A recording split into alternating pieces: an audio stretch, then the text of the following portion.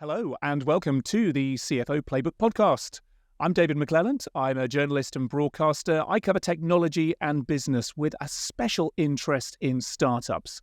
And here on the CFO Playbook podcast, we get under the skin of how world-class finance leaders from across various industries set goals, manage teams, leverage technology, plan for the future, and much, much more. And in today's episode, we chat with co-founder and CEO of Tembo Money, Richard Dana. We actually started off with a project name of BOMAD, Bank of Mum and Dad. And when we hired the marketing person, she was like, got to get rid of that name. It's awful. We were just doing an application to the FDA, so we didn't have a lot of time to think it through. But for me, the whole business is around family.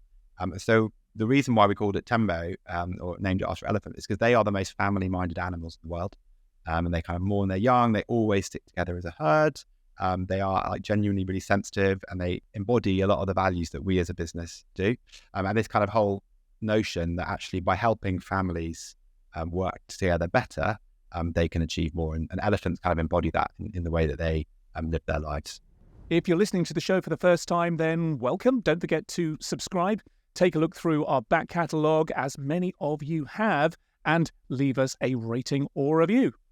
Right, let's get on with the show. This episode of the CFO Playbook is brought to you by Soldo.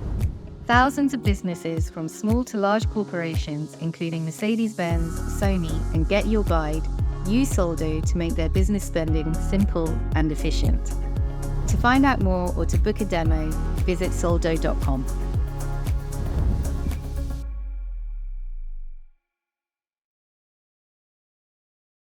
Richard Dana is co-founder and CEO of Tembo Money, an award-winning lending platform looking to close the generational wealth gap, starting with home ownership. Following university, Richard embarked on a career as a corporate financier, spending 8 years with Ernst & Young advising banks and funds, before a spell with Thomas Cook, again in turnaround and refinancing. And then in 2014, Richard's entrepreneurial journey began in earnest as co-founder of budget boutique hotel booking service, Doris and Dickie. Richard, I think we'll jump in there. Thanks for joining us. Tell me though, where did the name Doris and Dickie come from? Yeah, so great to be here. So I'm Richard. So Dickie is the Richard side, and then actually I set up that business with my then girlfriend, my now wife. And I used to call, when we first met, I used to call her Doris. I don't know why. And so that was how the business came about, Doris and Dickie. It's actually also, a very clear name when you're looking on search. There's no other business called Doris and Dickie. So we thought, that we kind of own that name. Yes, a very important consideration when starting a new company. You were co-founder there. How did you divvy up the responsibilities between yourself and, Doris or Roxanne, your other co-founder? We led the company together. My focus was on the technology side, on onboarding hotels, new partners, and obviously kind of the finance and that side. And Roxanne's focus was on the content, on the partnerships, a lot of the hotel review, and then obviously all the kind of marketing and customer communications. It seems like it was quite a short time frame between founding the company to the sale and exit. At least looking on paper, it does. Did it feel like that? Was that always the plan, to have such a kind of short runway before selling up? Yeah, so I think it's quite an interesting one. So I'd worked at Thomas Cook Travel, and we basically had this purely from a personal pain point, this issue where, you want to go and get a kind of Mr. and Mrs. Smith type hotel, but you don't want to be sending £300 a night. And so we're like, there must be other people like this that want to stay in like a small, like charming hotel that's owned by this amazing owner or something. It's not 500 quid. And so that was kind of where we started. And we started to get a blog together with all these hotels around 80 to 100 pounds around Europe, around other parts of the world. So it kind of really started off as like from a personal pain point. I then left Thomas Cook to do it. And I think, first business, first kind of a long list of mistakes. And we definitely, it was a really big learning journey.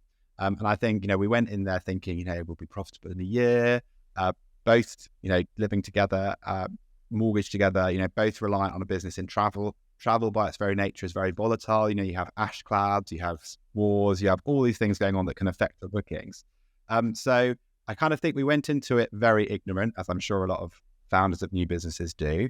And it was a slog. It was really hard. But actually, we built a great brand. We had about 150,000 customers on the database. It started to go quite nicely.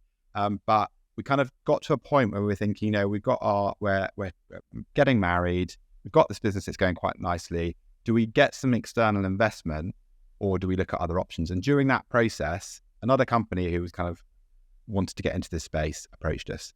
And I kind of think we thought, we can kind of not cut our losses, but we can very neatly sell the business, get a bit of money, and join forces with another bigger business. So that was kind of the plan. It wasn't the kind of the big exit, but I think we kind of thought after 3 years it was a good thing to do. So to sum up, you came from a career in corporate finance. You leveraged that decade of experience alongside this passion that you and your co-founder had for travel. You formed this startup, and it's been, it was a very successful sort of textbook journey in some regards. Looking back, what do you think? You say there were lessons learned there. What were the key things that enabled that success? Of course, a good product, good packaging as well, and Doris and Dickie, I love the name.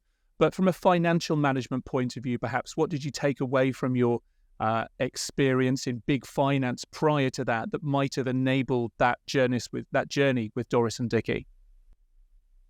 Yeah, so I think it's interesting because I think we were very, very thrifty. So often when you look at big companies, they're not that thrifty. But I think we were very, very thrifty, and we made every single pound work really, really hard. And I think that's probably how it worked, was because, it's relatively low margin. You get about 15% of the booking value as your revenue. But we were just very, very tight on the costs and very, very tight on marketing. We tried to do sort of organic marketing rather than paid marketing. We had a very small team. I think we had 3 people in the team. So it was very much focused on, like a traditional business rather than a kind of new age startup business, was like, let's try and balance the books from day one and grow kind of more gradually, rather than let's try and raise loads of money and then burn it all and then be like, oh gosh, So I think it was a very measured in terms of like managing by cost. And that is obviously something you get as being, I trained as an accountant. You kind of get that drilled into you from pretty early age. So after Doris and Dickie, you came to Founders Factory, this time as a formal CFO. What is Founders Factory, first of all? And as CFO, what was your role there? Were you concerned with the Founders Factory business itself, or did you engage and support the founders that came through your factory? Yeah, so Founders Factory was set up by a guy called Brent Hoberman. He's set up quite a few startups before. So he had lastminute.com in the really early wave. He then had made.com. He's had invested in loads of different startups, kind of really, really like a key player in the UK kind of tech ecosystem. And he set up this business. And the idea was, can we try and link startups, really, really early stage startups, with big corporates?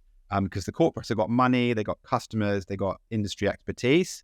And the startups kind of have innovation and energy and technology, but they need money, they need expertise, and they need customers. So can we try and bridge that gap? So that was the kind of concept of what they were trying to do.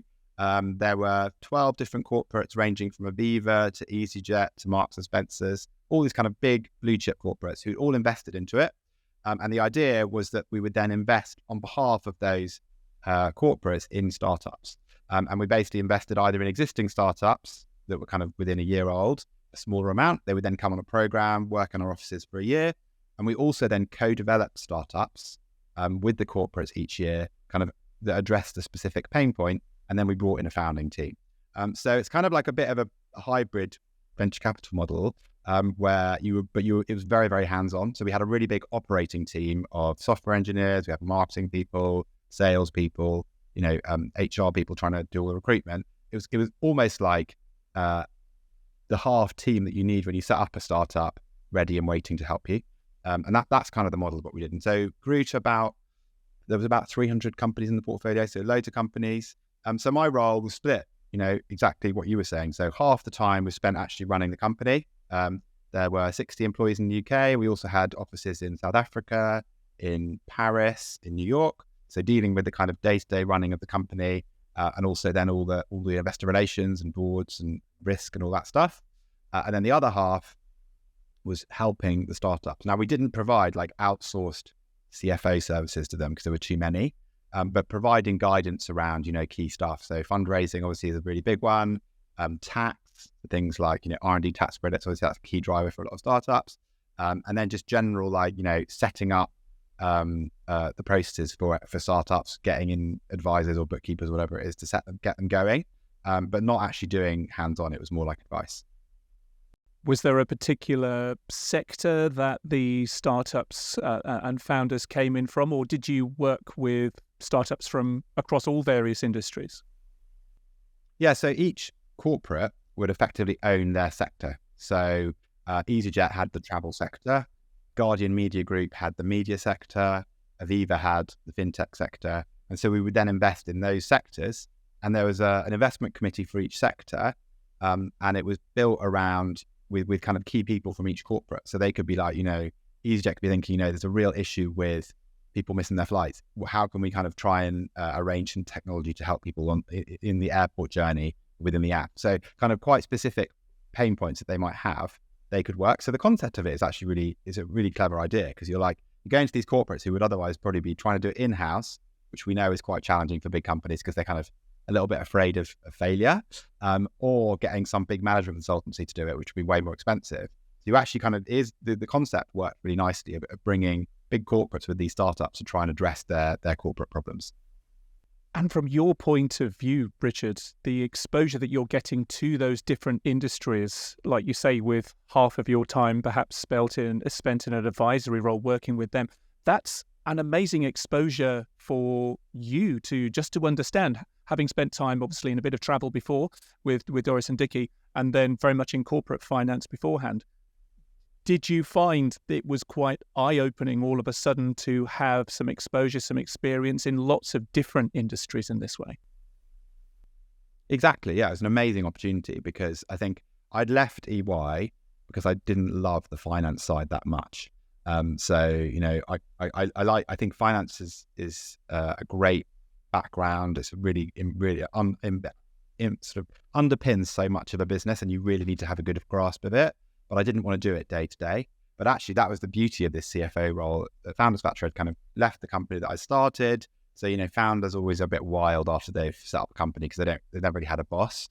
But it was the perfect business for me because you kind of got that blend. So you did some finance, so I could use some of the skills that I had, and kind of that was pretty straightforward. But then I had this kind of huge opportunity to kind of shape and help companies that, and I'd been through it myself as well before, to provide them with that guidance. And I think, a lot of startups would trip themselves up and probably end up going out of business because they haven't got a handle on the finances, making sure the cash flow and everything is right. So you know exactly how long you got, and you just don't turn around to your investors, which happens quite often, and go, I can't pay the wages this month. I've run out of money because you haven't kind of worked out when your payments are going to come. That's a massive mistake, but it's a critical mistake. It's kind of a fatal mistake. So trying to make sure people don't get into that is obviously really, really important for them. I want to come back to some of those questions later on around ensuring that you've got your kind of runway management as safe as possible, particularly when times are hard.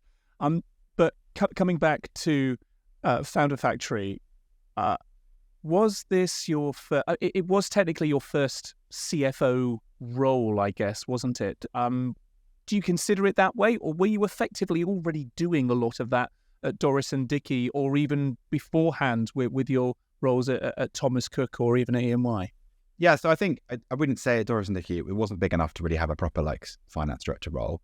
I think though in my previous role at EY and working in turnaround, which is kind of what it is, so it's quite different to the audits and stuff. So you often would be appointed by an investor or by a bank to go into the company and try and help them to turn it around. And by its nature, that is quite hands-on.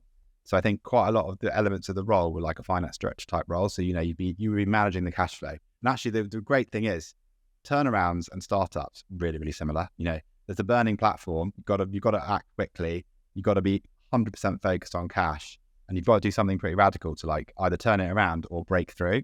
So there's lots of parallels between the two. But I definitely think the experience from those years at Ernst & Young was, understanding how to kind of the key drivers of the business from a financial perspective, that was the experience I got. So I would say to people who are setting out, whilst those big four firms, they got their pluses and their minuses, having the kind of really classic kind of background in there, I think has set me up quite well. So it's kind of like, this is how it should be done. And then there's all the variances below of how things might change. Let's say that you haven't had the opportunity in your career. You are working up to being a CFO or maybe a founder as well. You haven't had your background in one of the big four. So what would you say were your key learnings that you were able to apply in your CFO role then at Founders Factory? I think there's a lot of softer skills. And I think this is sometimes where, when I've worked in companies, particularly this less performing ones, where, accountants might be locked away in the corner, not kind of engaging with the business. And so I think, assuming you've got the technical knowledge, which is, there's not a lot you can do about, you can learn that. I think there's a really important sort of softer skills to make sure you're communicating and engaging with the whole team to make sure there is kind of a real appreciation of finance across the whole company.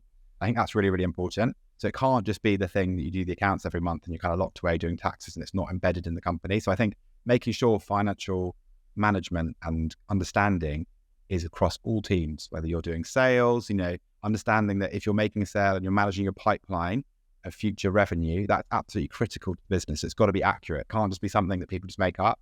So that's a really key driver of finance, making sure, all the kind of cost areas, things like talent and all those things, they really understand that every decision they make has an impact on the finances. So just giving that, I guess, communicating clearly to people, and you can do that by your reporting, by updating people in a kind of more informal way, I think is really, really important to make sure that people understand that it is, it's a business. And I think sometimes in the startup world, people might, I don't think so much now, but in that kind of boom period, they kind of slightly lost sight of the fact that a business makes a profit if it wants to hang around. So it's a business. Got to make a profit, and we've kind of got to have a path to getting to profit. And I think having that embedded in your company and in your culture and in making sure everyone understands that is really, really important. And that's I think that's a really important skill. Whereas some of the companies I would have visited at EY, the finance people would be in some room or even a different office typing away at their spreadsheets, and they would be completely detached. That's a really dangerous place to be. So late 2020, peak pandemic, second wave, I remember it well. You decide once again to become a founder, not in travel this time, but in finance, and not in corporate finance either, but as a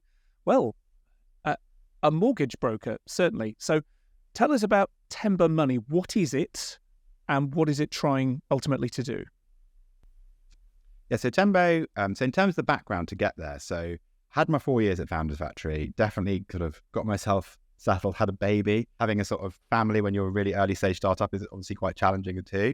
But so kind of was settled, but then I had the urge and I saw all these businesses in front of me and I was like, this is an idea that I've had for a long time. And I think in terms of the learnings from my previous business, whilst I'd had a bit of experience at Thomas Cook, my skill set wasn't really in travel. And I think what was quite important about the next business in my mind was I did it in something that I knew quite a lot about, so like finance and money. That was where I was at. And Aviva was one of the investors in Founders Factory. They had this kind of really successful equity release business. And I was kind of quite interested by it. Equity release got very checkered publicity. A lot of people think it's really bad. Some people think it's good. But fundamentally, what it's trying to do is say, look, there's all this property wealth sitting here. I think people over 55 own 3/4 of all the property wealth. They make up about 20% of the population. There must be a way to try and shunt some of that money down to younger people, because you've got all the people who've got the money sitting there doing nothing, and then all these young people who are like desperate for a bit of money to buy a house. Is there not a way, without using equity release, is there not a way we can work out a way to try and share some of that in a kind of ethical, affordable way, so that all the people who've got the assets could share a little bit with the people who want them within their family? And then you might help solve a bit of the housing crisis. Not going to solve everything. Are there ways that we can be innovative around intergenerational wealth transfer to help solve this kind of issue with young people basically having a really poor financial situation? And that's kind of where it came from. So I approached Aviva about it and they really liked it. It's something they were obviously really interested in. From their perspective, they're looking at, they've got aging customer base who've got all the money. As they die and that money gets passed down, there's a risk it ends up going to people like Monzo or Nutmeg, all these challenger businesses that are hoovering up all the millennial customers. But actually, if you can find ways to transfer the wealth from your customers, and then they can also transfer that onto their kids, you can try and acquire customers in the process as well. So quite a strong strategic rationale. So we did a bit of testing at Founders Factory, and I actually spun out of the business with Founders Factory. So I went through that process. So this was this was an in job, right? So basically I pitched it to them, went to the investment committee in the same way. And they basically said, yeah, we'd like you to join our studio. So it was absolute dream in terms of the soft landing of becoming a startup. Whereas with Doris and Dickie, I'd kind of left my company. It was like day one, nothing. I kind of edged out of Founders Factory and went onto the program and set up this company through them. They own 20% of the business. Aviva were kind of with us all the way along. And really what we were trying to do was say, look, this big issue of people trying to buy their first home, we kind of know bank of mum and dad is a big thing, but it's really just the top 20% of the population whose parents have got enough cash sitting in the bank, they can just hand it over. Can we broaden that out to a much wider group of people whose family might have a home, they might have some income, but they don't necessarily have the cash to support them. So they can kind of give them this leg up. And we thought, by doing that, we can broaden out the people who could be supported from 20% of the population to closer to kind of half the population. You describe it as a family lending platform that's trying to close this vast generational wealth gap, starting with home ownership. And it's kind of well publicized, isn't it, that the generation, maybe my generation, maybe the generation after me, we're the first generation in a long time that's going to be worse off, maybe ever, that's going to be worse off than its parents. And this huge wealth gap that we're seeing in the UK occurring between those who do and do not have homes.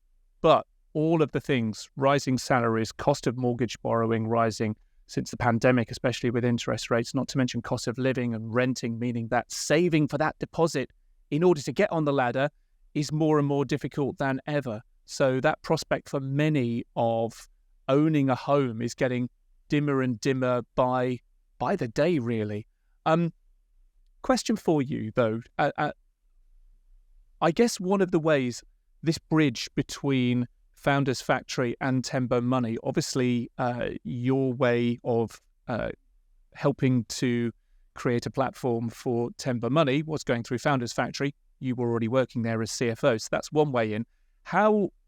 What are the routes into a platform like Founders Factory for other startups? How do you... It's just a question of pitching, or do you need to have a certain maturity before a Founders Factory would, or a similar would take you on? What's your approach to advising people who might be looking for some support in that way? Yeah, so if you're an existing business and you fit within one of the sectors, then you can apply. And they have a very rigorous process. I think when I was there, they were getting about 3,000 applications a year. They have a huge team of people who are screening all this stuff. And then once you get screened, if it then fits within the kind of what the company wants, then you go through a process, an investment committee process. I think it's about £50,000 of investment. Then you get this program for a year. So it's kind of a formal process. So that's the kind of, if you have an existing company, if you're like I was, where you don't have the company, but you have the idea, might have the expertise in the industry, then it's more like a kind of recruitment process, and you come in as a co-founder with them. So you come in, you spend 6 months in this kind of pre-business phase, effectively scoping the company. And then if it seems like it's going to work, then they will spin you out, as they call it, and you go into your own entity and you kind of stand alone, and then you can go and raise money. But there's a big team of people scouting. So they scout through universities and all these areas where there might be people. But quite a few ex-employees have left the corporates and then gone and set up companies. So that they've got a big network as well. So it's basically wherever you can find people. But obviously the key driver for success of any of these businesses is the founders, because they're the ones who are making decisions. So it's really important that they get that right. So it's quite a rigorous process.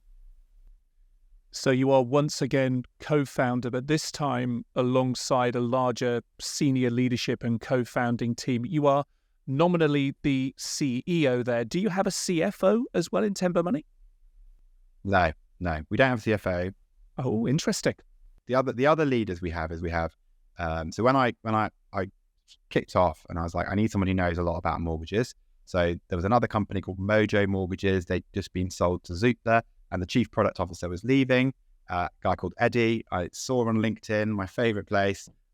Someone who I knew had liked his LinkedIn post. I wasn't even connected to him. I did a little direct message. He came straight back. He was sold within about 3 months. And then I needed a tech person. That was actually a referral from Founders Factory, from the lawyer there. Then we had someone to do marketing who applied more traditionally. But we've kind of been really focused in our first 3 years on becoming profitable. We actually made a profit last month. And that's kind of been our key thing. And as a result, we've been really, really lean. So the team is about 60 people. We don't have a CFO. I kind of oversee the finances. We have an outsourced accountant who's really good, but we don't have a CFO. And we don't have like a people person yet. So we're quite light on those kind of areas, and it's devolved into the teams. I think as we grow up to like 100, we will obviously need to do that.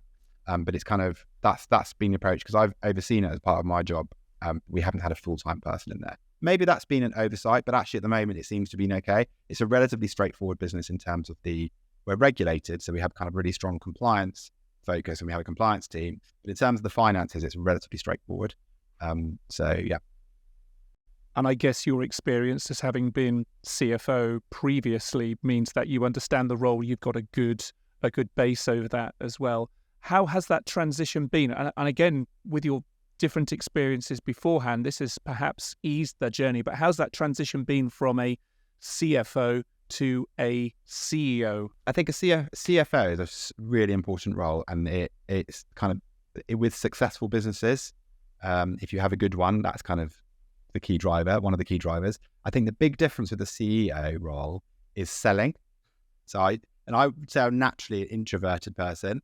And when I first started it, I just found it so exhausting because you're selling to everyone all the time. You're selling to your employees, especially really early stage. You've got to get them all on board, keep them motivated. You're selling to your investors, obviously all the time. You're selling to your customers, you're selling to partners. You don't do that when you're a CFO. You don't do constant selling. So it's the constant like selling. We call it like rah-rah. You've got to keep everyone like G'd up all the time, motivated. So that is exhausting, particularly if you're slightly introverted. It's kind of not my natural state.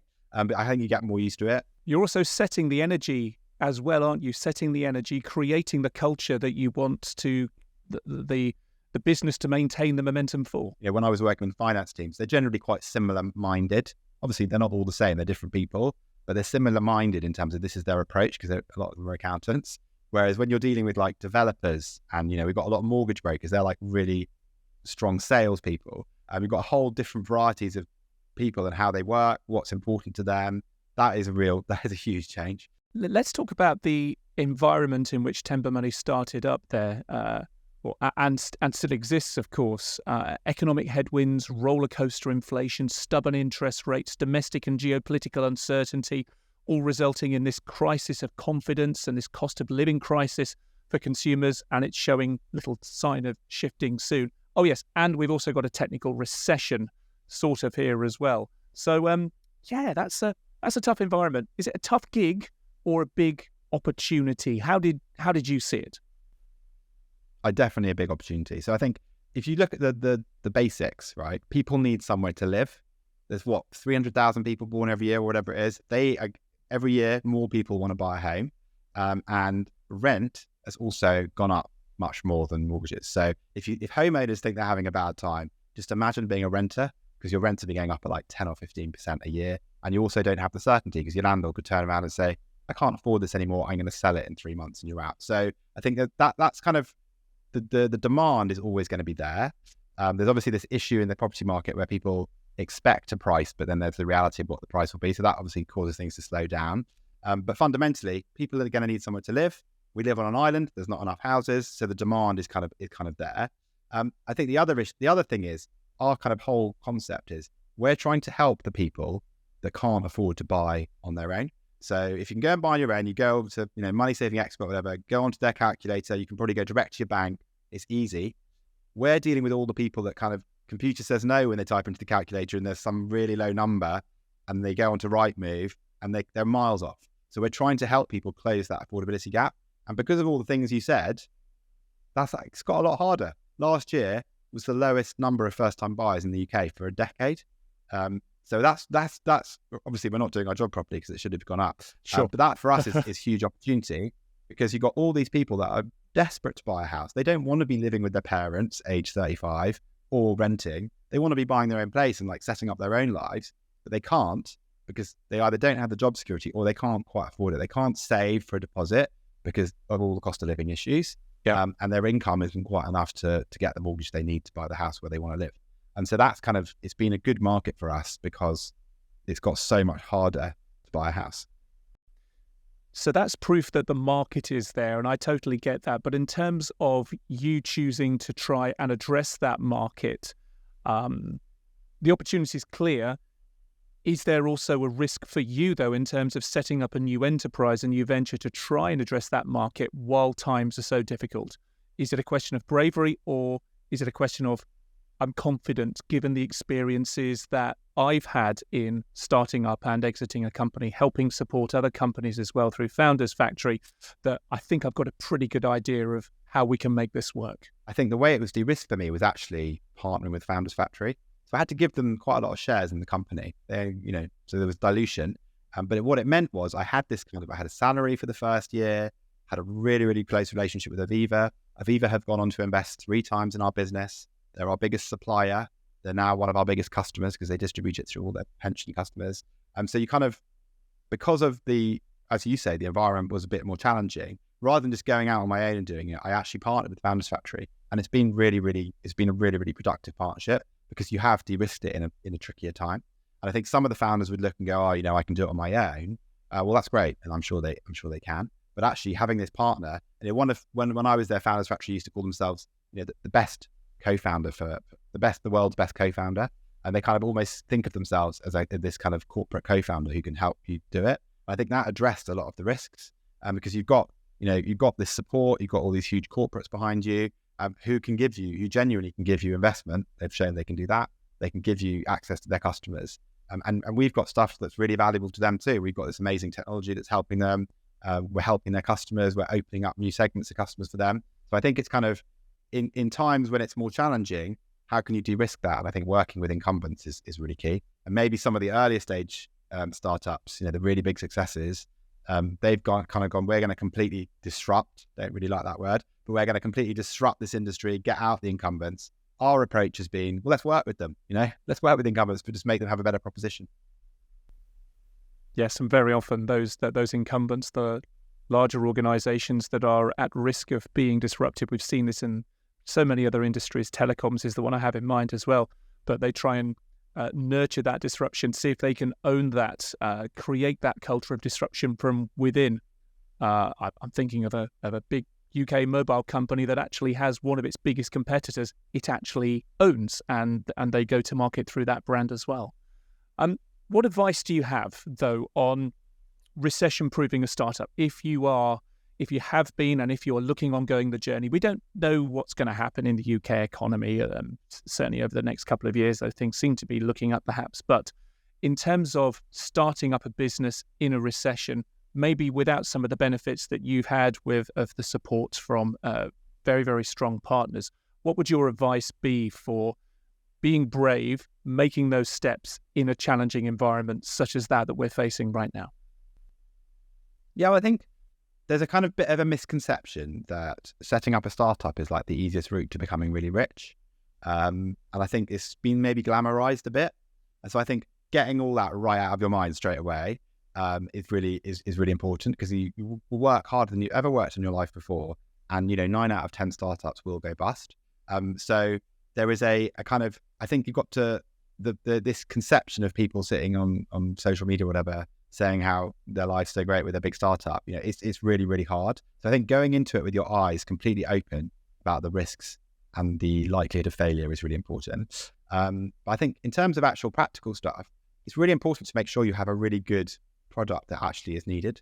And so when you look at the reasons why startups fail, it's because there was no need for that product.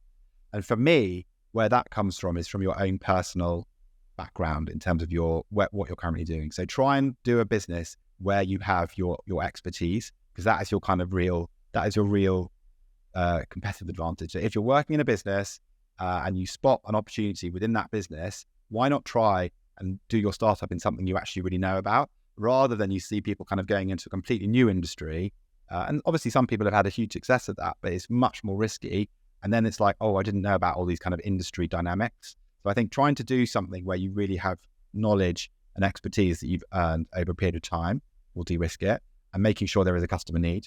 Can you test that before you've left your job if that's what you're going to do? Just do some simple like surveys with customers or potential partners. Do they actually want to do that?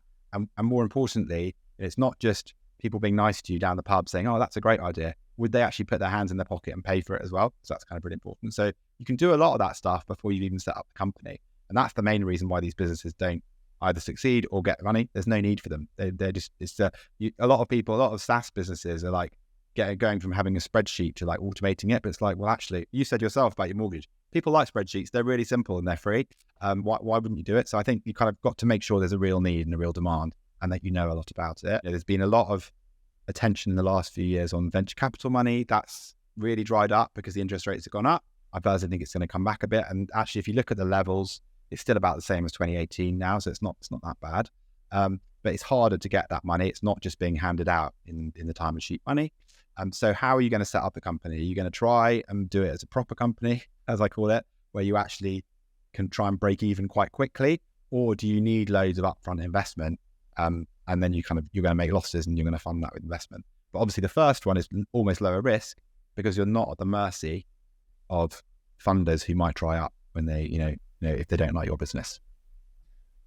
And stepping away maybe from the specifics of your role at Tembo Money, but sticking with startups in early stages, once you have secured that funding, what are your principles to ensure that a startup is able to stick to or extend its cash runway?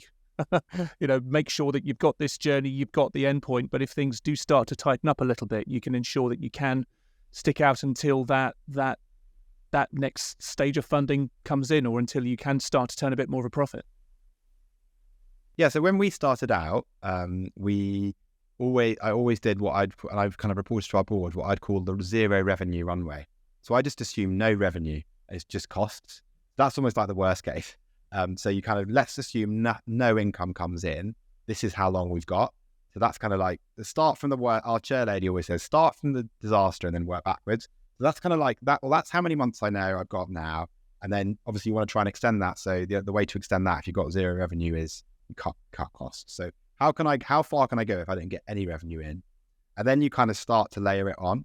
And I think obviously all this is really important to have some sort of spreadsheet that shows your cash flow. Doesn't need to be super complicated, particularly if you're really early stage. It's kind of like salary costs and then whatever kind of regular costs you've got. Just work out on a spreadsheet how you got, and then really importantly, monitor how you're performing to that each month. And you don't need to spend a lot of time. Like I probably spend a day a month just doing like finance stuff after our accountant's done the stuff, just to make sure everything's in a line. But just keep a track on the cash flow all the time.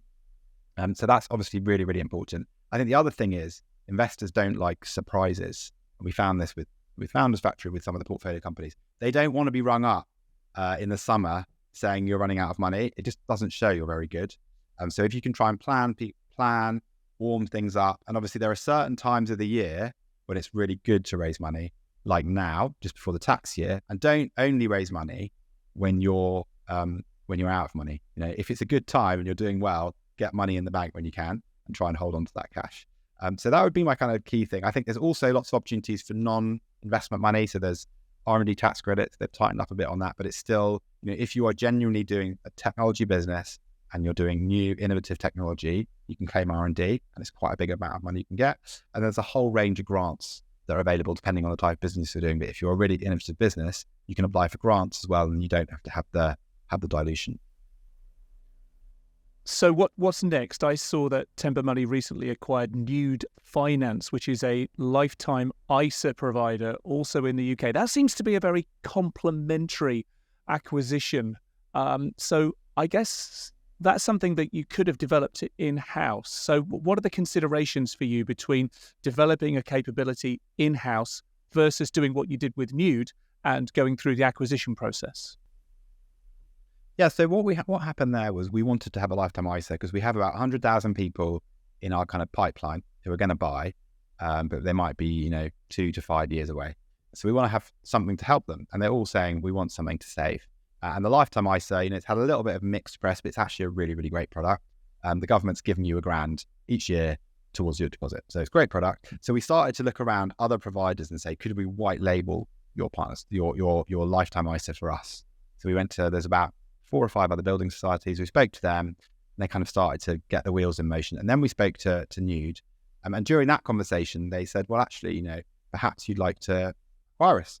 So we hadn't really thought about it, but the opportunity arose. It was obviously an area we wanted to be in. So we wanted to get a LISA of some description, and we wanted to have a savings product. And when it arose, then we looked at it and we kind of compared it to partnering, and actually we got a really good deal. So that was we hadn't gone out to do an acquisition. And in fact, our board, understandably, because, acquisitions generally don't work, were really nervous. Because they were like, you've got an amazing business, you've just made a profit, it could go really badly wrong. And so we had a lot of pushback on it. We had a lot of really good challenge, which I'm really, really grateful for. It's actually really helped us with our negotiation as well with the new shareholders. But we basically, we got to a position where we got a really great deal, and we acquired the business about 7 weeks ago. And it's been doing really well. We've renamed it Tembo. It's going to be encompassed into our broader proposition. Customers seem to really like it. It's kind of growing really well. So yeah, it's been a good acquisition to the extent that one of my co-founders said, I think we should do another one. And I was like, oh my gosh, please. It's been pretty tiring. What's that been like from a management point of view? Obviously, I appreciate there's probably details you can't go into, but when you are a small team yourselves and acquiring another company that is already has a leadership team, how has that integration piece worked? Maybe including the finance part as well. Yeah, so we actually have now got a finance person within Nude, who's really great.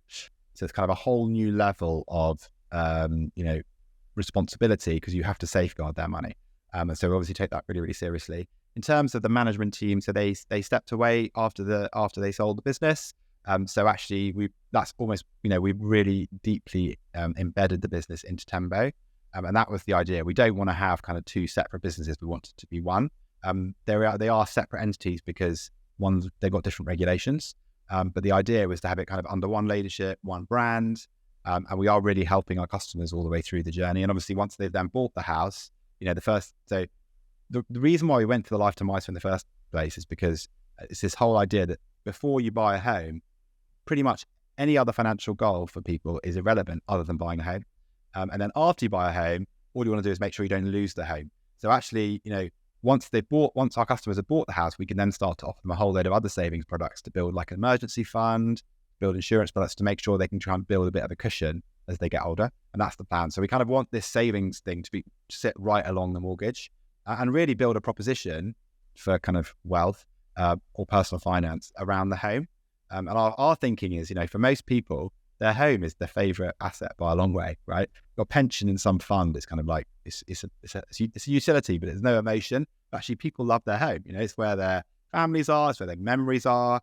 And it's a beautiful thing they put a lot of love and care into.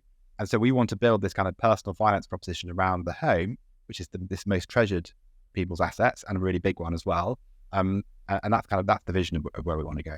Beginning with home ownership and then just seeing where else it takes you. And well, as indeed many of our journeys have, it starts off with a home, then comes the family with all of the additional financial responsibilities that brings. Sounds like a very exciting time there. And once again, from November 2020 to where we are at the time we're recording now, already turning a profit, already acquiring other businesses, there's certainly a direction of travel at speed with where you're heading. Good work. Richard, finally, something that we ask every guest here on CFO Playbook is what liberating finance means to them, and by doing so, how it might enable us all to accomplish more. Sounds as though there's some synergies with what you've been doing at Tembo there, but I'll put it to you, Richard. Liberate finance. What does that mean to you? I think for me, it goes back to this kind of intergenerational wealth transfer thing. And I think what we feel as a business is there's so much opportunity for families to work better together, to liberate their finances, right? And a lot of this it's not economic rationality. This is about emotion. This is about families working together and kind of crossing these conversations they don't want to do. And so by working better together, we think they'll be able to achieve so much more. So that's kind of where I was thinking on liberate finance is, can we liberate finance for families? Where I kind of said earlier on, there's all this money on one generation and actually the other generation need access to a little bit. Can we try and liberate the way that families work together, try and cut down these silos and these kind of almost embarrassments, and actually we can really help solve some of the big issues facing society. So that to me is one angle of what I think liberating finance is. I think there's many others, but that's the one for now. Richard Dana, thank you very much indeed for joining us on the CFO Playbook podcast. Thank you so much.